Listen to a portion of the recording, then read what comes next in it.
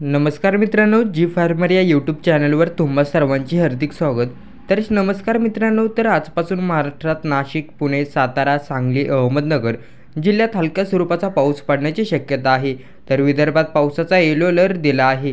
पुण्यात ढगाळ वातावरण राहील असा अंदाज हवामान विभागाने वर्तवण्यात आलेला आहे।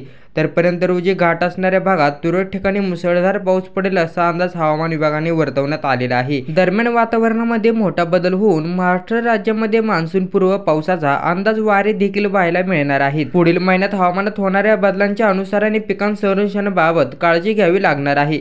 राज्याचे प्रसिद्ध हवामानशास्त्र पंजाबराव डक्के यांनी त्यांच्या नवीन हवामान अंदाजात याबद्दल विशेष सूचना केली आहे। त्यांच्या अंदाजानुसार उन्हाळ्याच्या तापमान थकलेल्या राज्यावर आता पावसाळ्याचे सावट येणार आहे।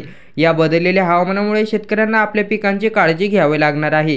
पावसाची पूर्वसूचना पंजाबराव डक्के यांच्या मते 7 ते 11 मे या कालावधीत राज्यात विदर्भ, मराठवाडा, उत्तर महाराष्ट्र, मध्य महाराष्ट्र या भागांमध्ये अवकाळी पावसाची शक्यता आहे।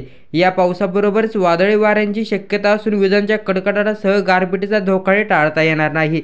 तर मित्रांनो, ही होती आजची अपडेट। व्हिडिओ आवडला तर व्हिडिओला लाईक करा, चॅनलला सबस्क्राईब करा व व्हिडिओ इतरांना नक्की शेअर करा। धन्यवाद।